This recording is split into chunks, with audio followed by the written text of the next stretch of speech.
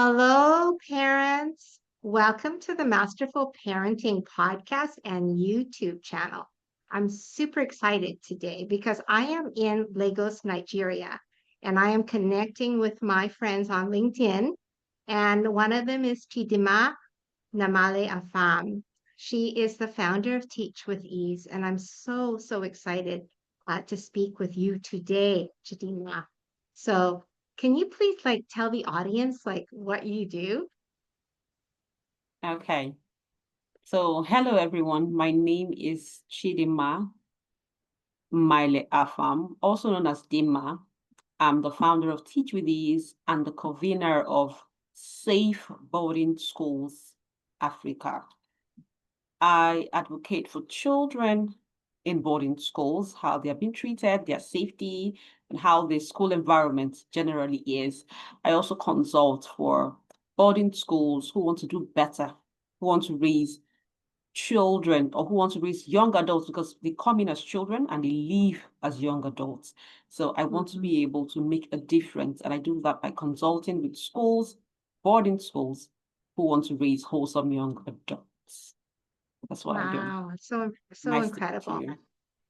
What Thank you. inspired you to this incredible mission as an advocate of children in boarding schools? Okay. I wish I can say that I have I wish I can say that that was the mission or that was the goal from the beginning, but it's not true. I used to be a ghostwriter and Amazon publisher. I did that until, let's say, April this year. And I just felt this need. I just felt this emptiness. I was no longer feeling happy doing what I was doing and being a really spiritual person. I prayed about it and I asked God, what is the next step? Why do I feel so empty? Because even before I started ghostwriting, I also struggled with wanting to do ghostwriting. And then I got a certain point in my life, I wanted to do something. And the idea came and I started to do it.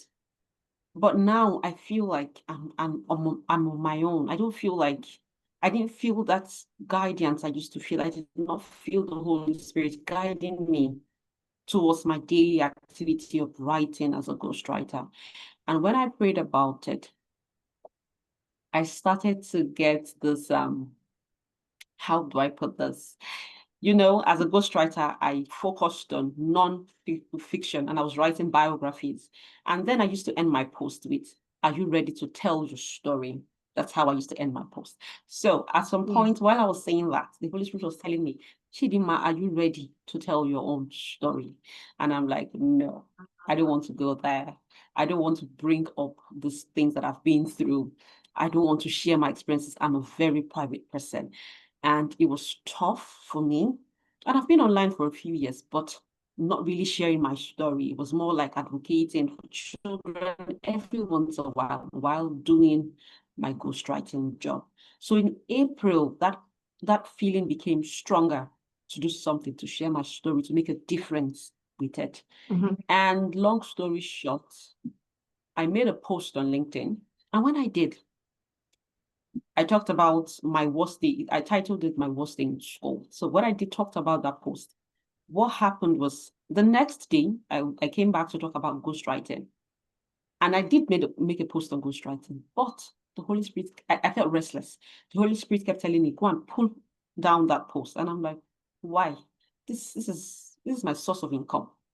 I don't want to. Yes, I advocate, but nobody's paying me for advocating. This is where I get the money that I'm using to take care of myself from. So the more restless I felt, I pulled it down. The third day, this was on Wednesday, I put up a post about Amazon publishing, which was something else that I did for money. And I felt that same way to take it down because that post, that one I made was supposed to be the only post left there. It was almost like it was telling me, don't cover it up with something else. So I took down Yes. the second post and I let that one stay. And somehow I connected with several other people. And when you come, your last post is what people who come to see you on LinkedIn, they get to see your last post exactly. So I connected with Bez And then she owns this NGO, Ending Corporal Punishment. And from there, my story got to the WHO. And I guess from there, I just knew that this was what God was calling me to do. And Wow. then I started to share my story. And the more I shared it, the more I felt empowered to do something about it. I didn't just want to complain, because when you are talking about what you have been through without making any effort to make a difference, you're just complaining. That's the way I see it. So I didn't just want to Yes. complain anymore. I wanted to do more than complain. And I had my own personal experience in boarding school, so that's why I'm targeted at them. And I realized then and now that boarding schools are isolated. So for Yes. day schools, if something happens to my child, they come home and I see them, I can go back and say, what did you do to my child? How did this happen? But boarding Yes. schools, there are some schools where you don't get visiting days, so you don't see your child for 3 months. There are some where you get visiting days once a month, so you see your child once a Yes. month, and some parents don't come. So maybe before they get to see their child, 2 months. So too many things happen in that isolation, and parents don't know the half of it. Of what's going And when on. they Yeah. what's going on, and when they do, there's just so much you can't come back. There's just so many things your child may have listed. You can't come back and start saying, "Oh, my child said last 2 weeks, and then last week, and then so there's just Yeah. so much." And many Yeah. children to come home and rest.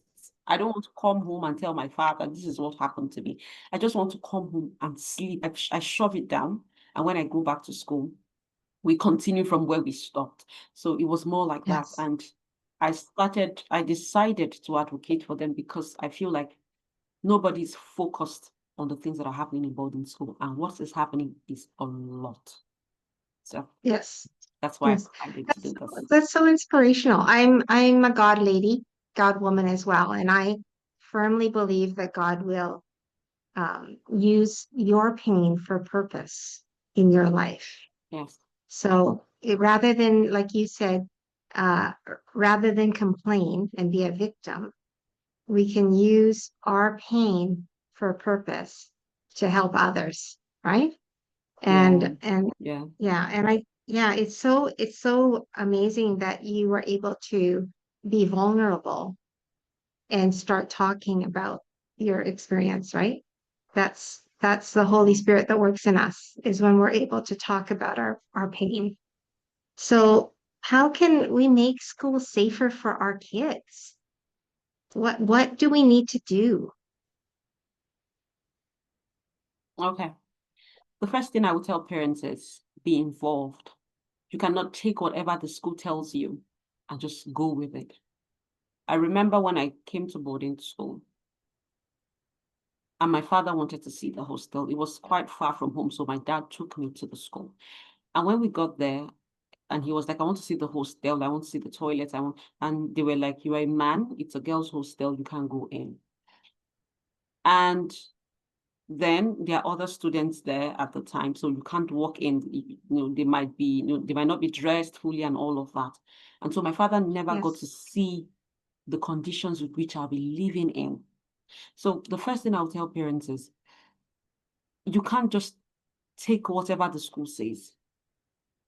Once you drop your child at boarding school, that school becomes their home.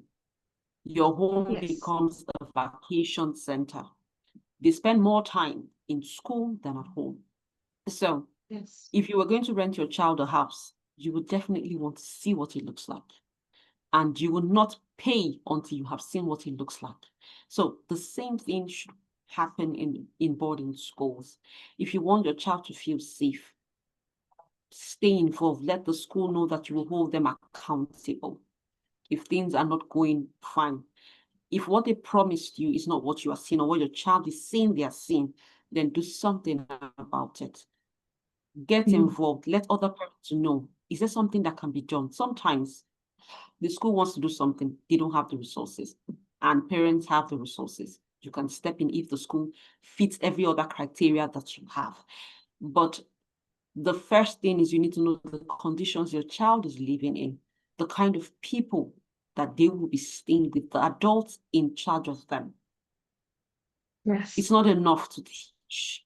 You need to realize that the emotional stability of the adults handling your children would affect the way your children would do things over the course of time. In my time in boarding school, I spent 7 years in boarding school. I was around adults who saw corporal punishment as the only way. So what it means is that they taught us. So even if I had come from a more liberal home where corporal punishment is not a thing, in that environment, I'm now being taught that violence can alter the behavior of another person. And if I can Yes. use it well, then I will get my way. I'm now being taught how to control people using the power that I have as a school prefect or as a senior student. I'm now being taught that I have to fend for myself. Before you know it, some other things start to come up. So the emotional stability of the adults in charge, the housemaster, house mistress, these people who will be in day-to-day contact with your children, you cannot afford to leave it to the discretion of the school.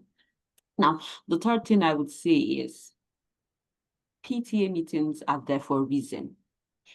If there's some people call it PTF meetings, that's Parents Teachers Forum or Parents Teachers Association. So if you're going Yes. to have those meetings, show up. Come for school events. Be there on open days where you need to see your child's academic performance. Show up for school inter-house sports where you see if your child is performing. Show up for visiting days. You remember I said something that when your child comes home for holidays, they don't want to recount all of the abuse they have gone through. But visiting days, you get to see some of these things. I remember then I had sores on my leg from the water in the bathroom. The water there was stagnant water in the bathroom. I didn't know how it was. So when you bathe, the water splashes back up to your legs. So I noticed that from my knee down, I still have the scars. From my knee down, I started to have sores, and the water that's what I would call it, the liquid that came out of the sores, when it touches another part of my leg, another sore would come up there. So from my knee down to my foot is covered with sores, and nobody was doing anything. I didn't even go anywhere. I was just managing it. And so when I wear my socks and I'm trying to pull it down, the sores, my socks would have sticked, it would get stuck to my legs. That's why I have to, cry as I'm trying to pull out my socks. And I have to Pull do it this out. every day. So Yeah. when my father came to visit, it was when he saw what was happening. So Mhm. imagine if he did not come, he won't get to see those things. So, but when he Yes. did, and he saw it, he was like, "What have you done?" I said, "Nothing. I didn't know who I was supposed to go and meet." And he said, okay, he was going to get me. So he told me to hold on. He went back outside the school because we can't leave the school premises. And then he bought me something to use for my legs. So, but if my Mhm. father had not come, I may have managed Yes. it. I may have eventually spoken up, but what I'm trying to say is that he never would have known, maybe until I come back home and they're just scars. And then I start to explain. He will not understand the gravity because he did not see it when it was still fresh. You get where I'm coming from. So Yes. if your child is in boarding school, you should show up. Once a month is not so much for your child. Right. When you Yes. show up on those days, they have the time, the luxury to be able to open up. But if you wait for them to pack it up until 3 months, believe me, no child wants to come home recounting the abuse they have gone through, especially when they come from a home where corporal punishment is the thing. I don't want to come home and tell you I was flogged for not doing the right thing if that's what is already happening in the house. So I already accepted that that's what I'm supposed to get when I have done Yes. something wrong. So I won't come home to say it to you, no matter how badly I was flogged. But just maybe if you show Right. up on visiting days and you see a mark and then you ask, and I can say, okay, someone flogged me and this is the reason they did flog me. And, it makes it a whole lot easier. So you need to show up as a parent, and there has to Yes. be what we call anonymous reporting systems. But you once suggested that when I made a post on LinkedIn. But the way it works here is when a senior punishes you and you report, no matter how anonymous you were, they know that you were the one they punished. They don't Uh, punish a lot of people every single day. And okay. Usually the adult handling it, because they are not so discreet, they might not call your name, but they might say, oh, you flogged somebody in the eye, and you just flogged one person in the eye. So you already know who this person is. And what you would see Right. is that the moment a junior student reports a senior student, the retaliation is volatile. It can be violent. In fact, the entire class will gang up against you. The moment this person punished you and you got something, maybe a scar or something, and they punish this person, nobody's thinking about you. What they see is that you have made them punish my classmate. So we are going to make life unbearable for you. So you start to become the errand girl. Everybody is telling you to do things, and one mistake will cost you. Sometimes they come as well as you're sleeping, and someone comes, covers your head, push you down, and they start to beat you just because you reported something that someone had done to you. So the fear of retaliation is why a lot of people are enduring some of these things. I remember being flogged and I couldn't use my eye for a week. A senior student had flogged me for a cup of water that I didn't even take from her gallon. But she wanted me to say the truth. And I said, I'm not the one. I didn't take your water. And she said, okay, fine. She was flogging me. And I refused to cry because I felt like crying is an admission of guilt. Weakness. Yes, yes. Exactly. Not even weakness. In this case, I felt like I didn't do anything. If you see me cry, then you would say that I actually did it. Maybe you have finally gotten to me. So I refused to cry. And she was adamant that she was going to flog me. So we moved down from the water that she said I took to, I would flog you until you cry. And then she kept hitting me. And eventually she hit me on the eye. And I fell and I was screaming and she did not care. And instead, what she said was, I thought you said you will not cry. I thought you said you will not cry. And I was wailing.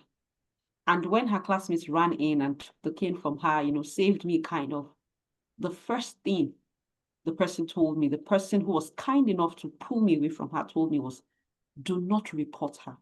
So nobody is saying, what happened here? Can you see? Can you use this eye? It's more like, don't report her because she will get into trouble.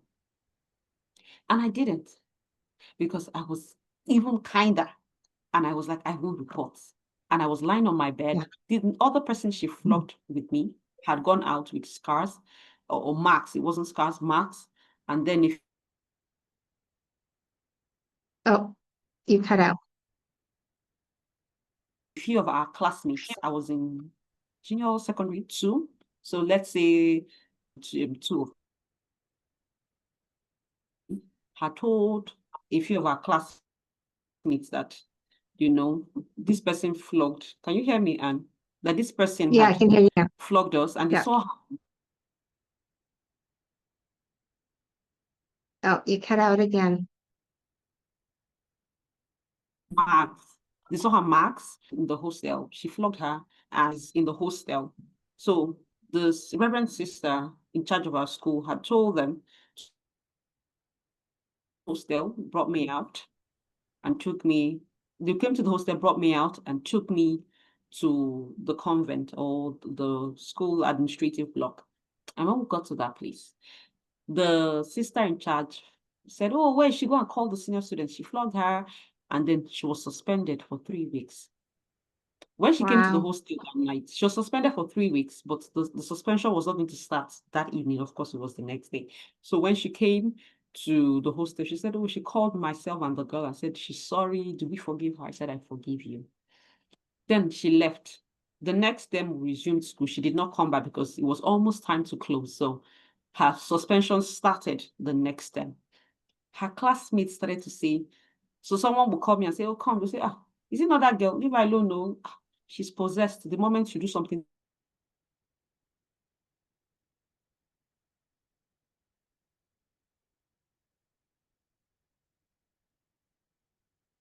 We're in to her, Nigeria. Our they will internet. suspend you. Yeah. Yeah. Our internet's cutting out a little bit. Where did you get? What part did you stop hearing me? Yeah, I got your story about your classmate. Yeah.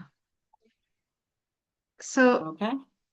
so um So our kids don't feel safe telling Yes, they because don't. we're told not to tell, Not right? necessarily.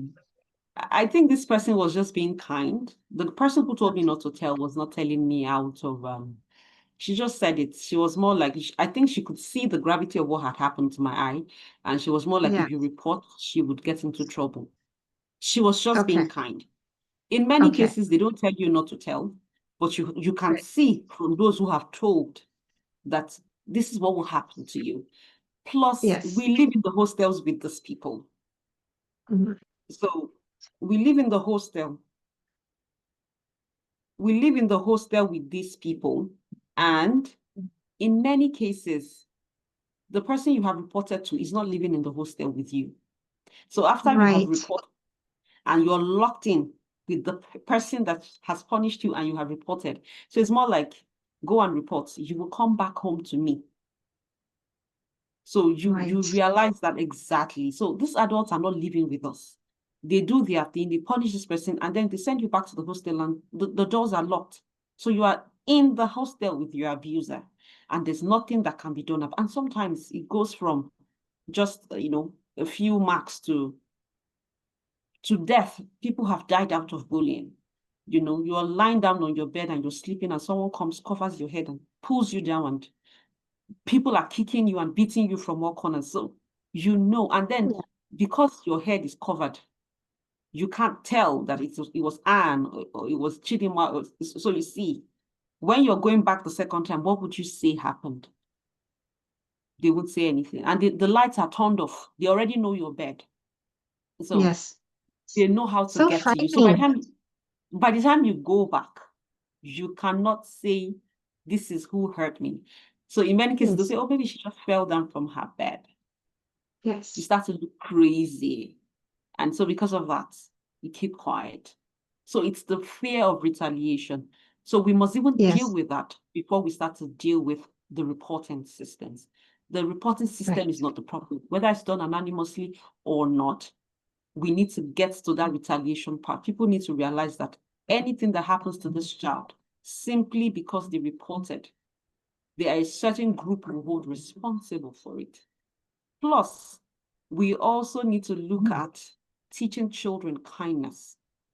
We need to teach Yes. children compassion because yes, in as much as we say, oh, when you retaliate, we will deal with you. Who are you going to deal with if this child is saying, I don't know who hit Yes. me? So Yes. these Yeah. seniors need to also realize that, but then it still comes back to the adults.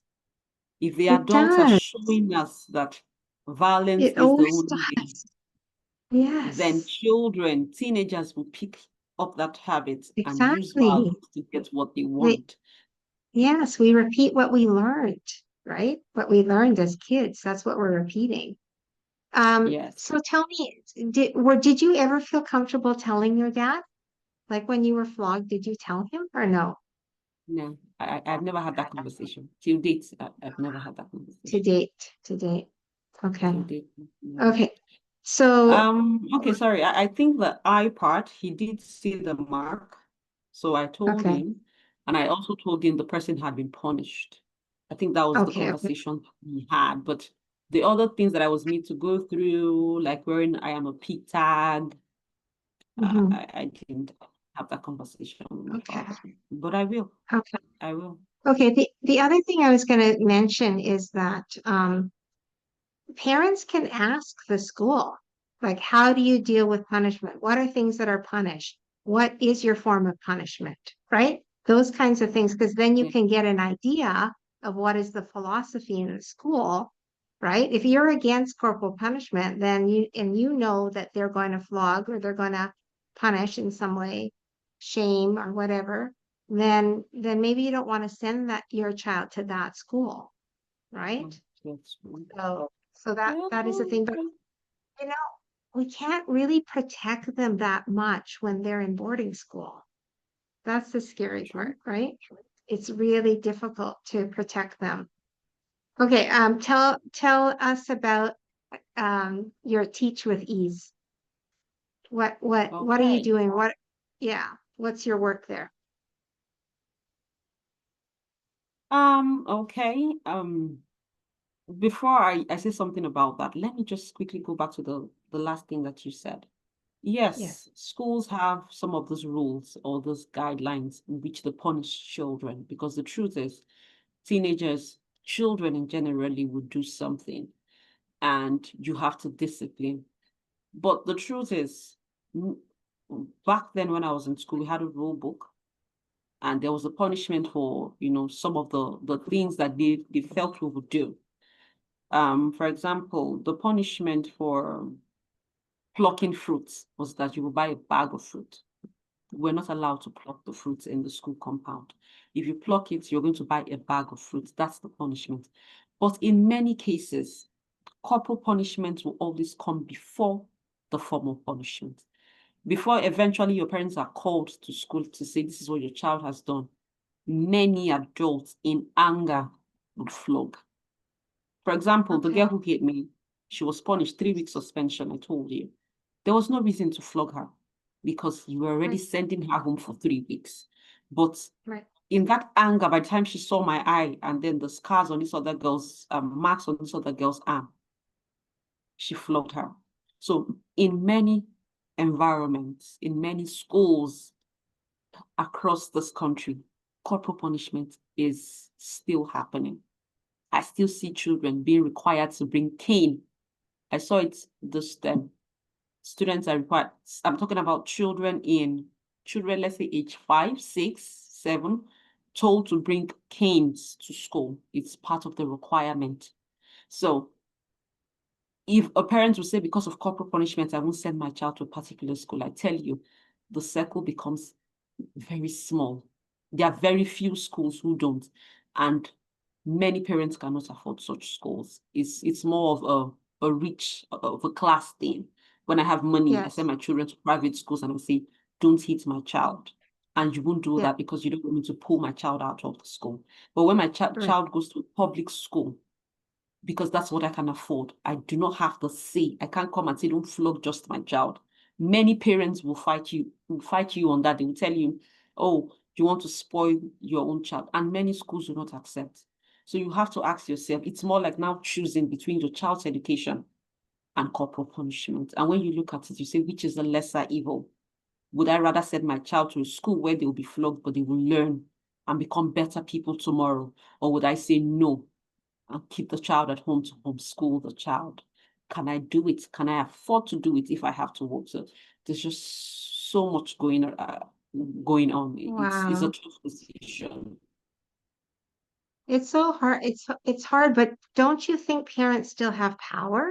Like maybe it's the changing of the mind and understanding what punishment actually does to kids. This is what I teach my parents that I work with, is punishment actually damages Okay. our kids.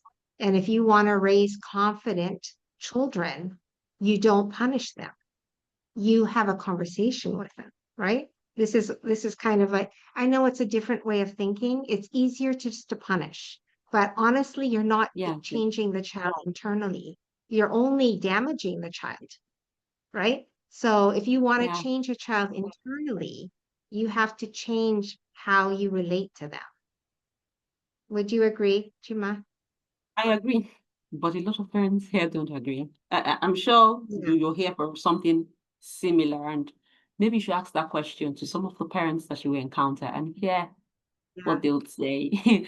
Because the yeah, truth is, I do agree, but even in my inner circle, even in within family, I'm seen as weak for not wanting to yeah. hit my children. They tell me to my face, I wonder what your children will be like if you're not hitting them. Some people will even say, I don't want my children to encounter yours because I'm sure they would be unruly simply because you are not hitting them. So it's something that I have to face on a daily basis. I have to face it with family That members, friends, neighbors. It's a tough conversation. And I'm smiling not because I know how tough it is. I know how tough it is. And I know how much or the kind of names I've been called because I don't agree. And honestly, in some cases I try not to be judgmental because that's how we're raised. And parents, they don't really have a choice, and they don't. I say they don't, especially for children who go to public schools, because that's the only school they can afford. And Yes. when you are speaking alone, it's tough to change the school rules because of a parent. When the entire parents come and Yes. say, don't hit our children, just maybe the school will listen. Or if the principal or headmistress has the same train of thought as you do, then they'll be Yes. willing to listen. You don't even have to come to the PTA meeting to say that. They would talk to their teachers to make adjustments. And then in Yes. private schools, the school my children attend, I've had this conversation, and a parent at that same meeting as I was talking said, speak for yourself. You can hit my children. After she said, speak to yourself, she turned to the teacher and said, you can hit my children. I don't want my children to behave in a certain way. So please, I'm giving you the permission to hit them. So she was telling me, speak for yourself. Now, when she said that, now this is a private school, I am willing to still voice out my opinion because I'm paying. And when I say don't hit my children, they will listen. So it's more like, we won't hit this person's child, but this person's mother said we can hit them. So what I now notice is that sometimes when a child whose parents say don't hit them do something, they will leave the child. They will not caution the child. They will not even say anything, because they say, your parents said you shouldn't hit you, so I don't want any trouble. It's almost like once you have said don't hit a child, then there's no way to discipline that child. They'll tell the child, anything you want to do, please do whatever it is you want to do in the same school environment. But the one whose mother has given them the permission, that's the child they will see doing something wrong and they will caution. So you see what's Yes. happening. So, but Yes. in schools where the head says, we can't hit children here. If you do, this is what happens. Either will sack you, or you lose your job, something like that. Then you see teachers start to conform. Still in such Yes. environments, the teachers, if not given positive discipline mechanism or tools, will still leave those Yes. children to misbehave. And that's why we see a lot of things coming out of big schools, if I can put it that way, these schools where they pay heavily, because the teachers are not interested in discipline. They don't care. They just teach and they Right. leave. Right. Because they'll be like, I don't know who, maybe his father is, a minister or something, and they'll throw him in jail for hitting him. It's almost like hitting is the only discipline Yeah, they method that don't. we have. So it depends on the situation you find yourself as a parent. That's the only place where you may be able to say something. But you do have, like, you exerted some power. You, as a parent, by saying, I don't want you to hit my children. And like, that's what I'm saying. I'm saying parents Yeah. still do have power if they are, if they understand what hitting and punishing does to a child. If they understand what is going on in the brain, how the trauma that is created that takes years and years to heal, and sometimes doesn't even heal in childhood, your childhood trauma gets carried into your adult life. And do you really want to create trauma in your child by hitting them?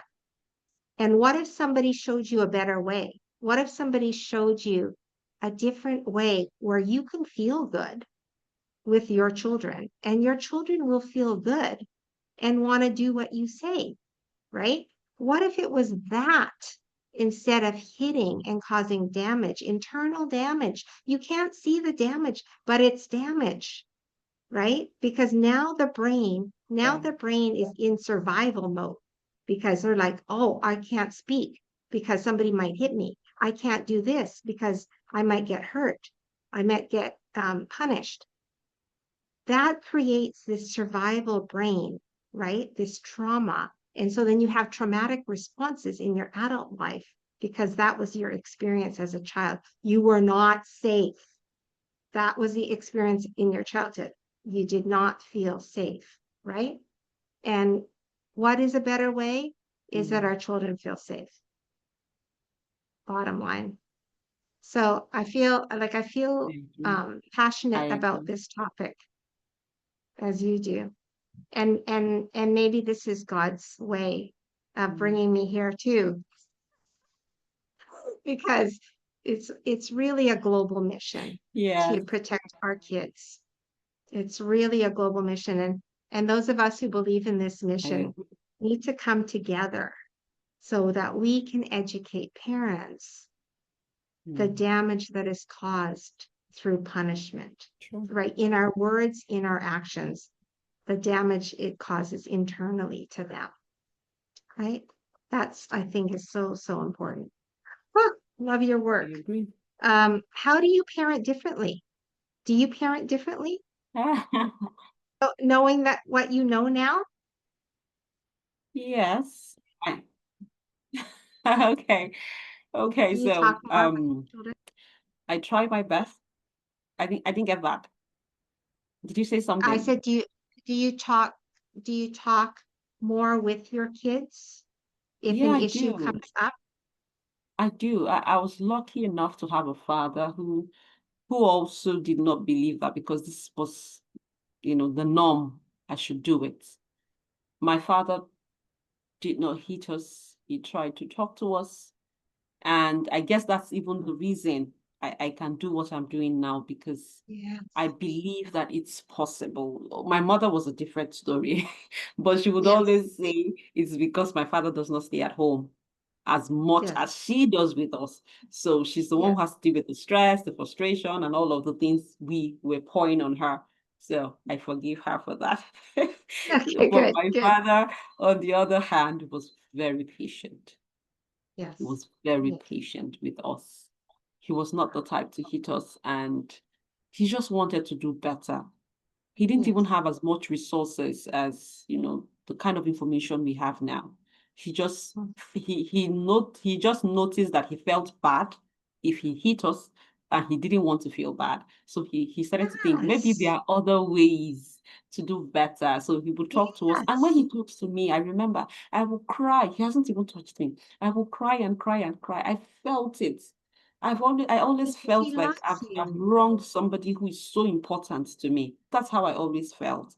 So I saw how my father raised us. And of course, when I started to have children, it's tough because sometimes they act in a way that shows that they are not being respectful to me. And someone will say, you see it, you said you don't want to be hitting your children. You see the way they're talking back at you, or see the way they're saying something. When we're growing up, you could not talk back at an adult, even if you were right. You couldn't say anything.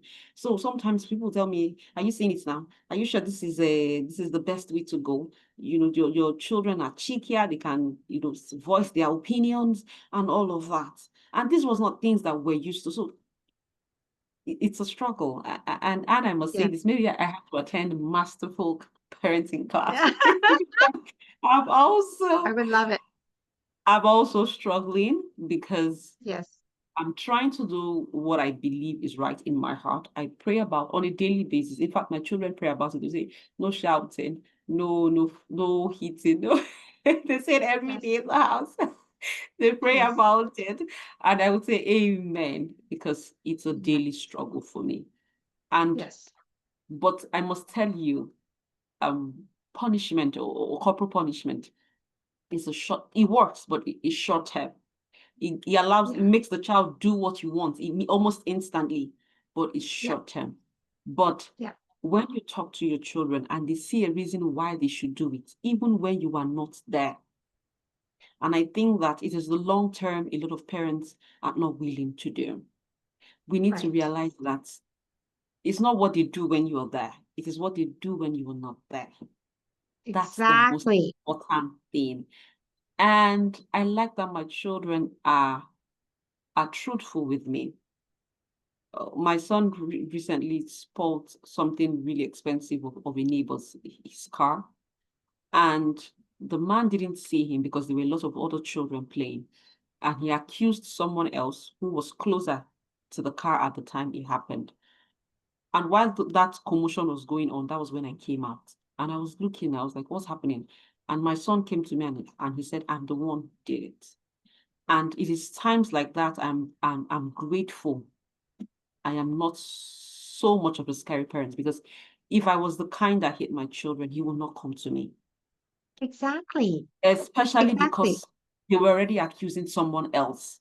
He would have just Yes. shut his mouth and then that would be it. So Exactly.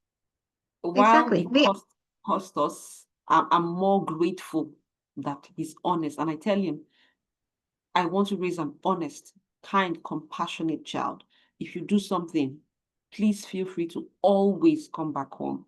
It is better Yeah. to come back home and say, this is what Yeah. I have done, than to go out where Yes. you might not get the best of advice. So I'm parenting differently. I'm not there. I'm not where I want to be yet. But I must tell you, I am a no corporal punishment kind of mother, and I'm pushing Yes. every day. I don't have a lot of resources. I don't, but I have my will. I have God's direction. I ask the Holy Spirit on a daily basis, teach me to be a better parent. You are the Mm, one who put in my heart that violence is not a good thing. I can't be doing the work that I'm doing, and mm. right in my home, my children are experiencing a different kind of mother. So guide me, because these children are different. So what works for one might not work for another. And as I say this prayer and I make the Yes. effort, God has been faithful. So I'm parenting differently. And I hope that just like my father has passed on this baton, my children will do much, much better than I'm doing for them right now. Ah, I love that. I love that. Yeah. My just my advice is continue building relationship with your kids. That is the best safeguard against your child going the wrong way. Because Yeah. if your child feels loved and supported and cared about, your child is not going to steer the wrong way. Your child will not, because you've already met their emotional needs. It's when we don't meet their emotional needs that they go the wrong way, because they're not getting the love, they're not getting the support. So they're going to turn to other people that are not good for them, right? We Mm. have to be the ones that nurture that love, that nurture that support. We have to be the ones. I'm just going to say, like, I don't believe in punishment. I've never used punishment as a form of discipline with my children. I am a relational parent. I have good relation. I build relationship with them, and both of them are amazing. And through the teenage years, no problems. And they're responsible. They do their homework. They go to school. All of the things. Parents, I'm telling you, it works. It totally works. You do not have to hit them. That's what I'm saying. It Yeah. works. Then my kids are not going to be damaged. And then when they have children, they're going to pass out a different legacy of True. being healthy with their Yeah. kids, right? That's what True. your dad passed down to you. Then you're incorporating that in your parenting. And so then the trauma ends. It's not repeated, right? Ah, Yeah. so amazing, so amazing. All right. Where can parents find you or learn more or help support you in your mission? Okay. Oh, well, I'm on LinkedIn. I'm only on LinkedIn. I'm taking it Okay. one step at a time. So I'm on Okay. LinkedIn, use the name Chidinma Nmaele-Afam, and we are trying to make our boarding schools in Africa safe. I wanted to add again, then I remembered it was not safe in the first place. So we're trying to make it safe now for our children and for generations to come. And that's really what I'm doing. And then we're trying to end corporal punishment in schools. That's what Teach with Ease does.